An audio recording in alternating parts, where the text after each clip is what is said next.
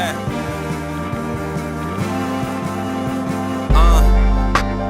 Bands will make a dance. My way with words will too. Yeah. I do this for my town. Welcome back to Unleash Your Spirit Part 4. Today we're talking with Houston native Devin Roy, a rising artist.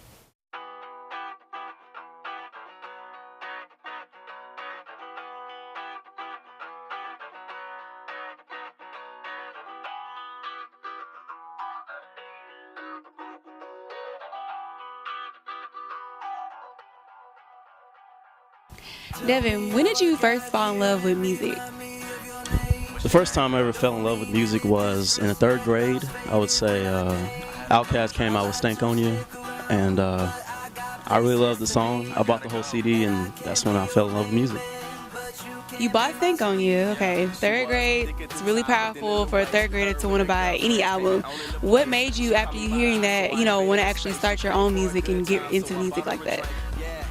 I wanted to start making music, I would say, about middle school. I was really interested in it. I had a computer, one of those old-ass HP computers, and we just would set the beat up next to the TV and make music, me and my cousins and my best friends and stuff. And I wanted to make music then, but now, 2013, I just wanted to take it serious. My dad was in music, my family was in music, so it's in my genes, honestly. 2013 was your year. You said you really wanted to start taking music seriously, and you've been doing music, like you said, since middle school. What made you really want to get serious about something you seem to be really passionate about? I really wanted to start taking it seriously when I would make some freestyles. I had a Mac computer, so I would make songs and everything, and I don't know, I would just play it for close friends, and they were like, it's hot. I mean, that's when it's terrible. So I was like, I'm really gonna pursue it. I already had been rapping for a long time, so might as well just take it to the next level. After you decided you wanted to be serious, you said you were making beats. Was your family supportive of your new ambitions? Yeah, I would say my parents were pretty supportive. My dad was doing music as a kid. All of his siblings did music, and my mom bought me my first MacBook where I started, making music and taking it seriously. So, yeah, I would say they're pretty supportive. Earlier you mentioned that you bought your first album at the young age of a 3rd grader. So between then and now, what has been your favorite album? My favorite CD of all time would be College Dropout by Kanye West. Right when I heard Through the Wire, the sample was crazy. I love the song. I was a fan right away. But my all-time favorite song is Can't Tell Me Nothing. You mentioned College Dropout, which was Kanye West's first album, and he's grown tremendously as an artist. How do you feel that you've grown thus far? I've grown as an artist because whenever I put out my first song, nothing serious or anything like that, people were talking down, man, honestly. And I've grown because I would just be at it every single day, just trying to prove everybody wrong. And I took a little break after that, and it kind of brought me down a little bit, but I picked it back up, and I've grown tremendously, honestly. And I'm going in the studio every once a week, writing every day. So that's how I've grown.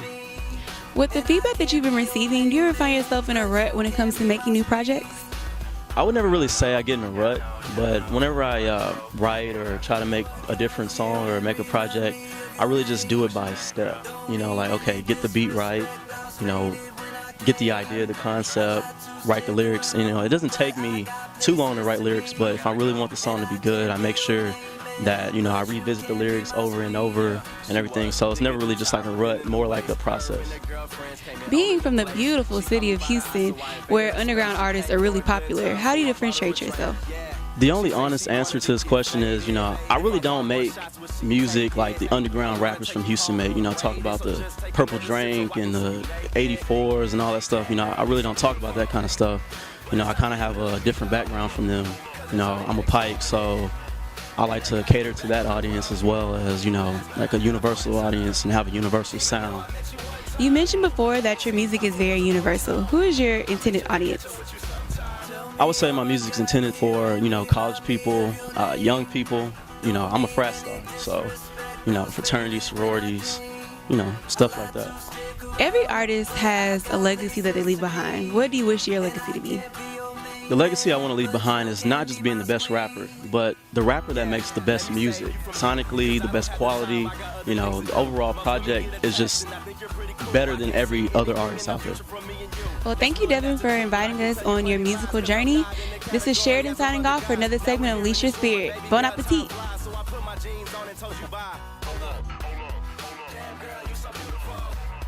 But it's time for you to let me go.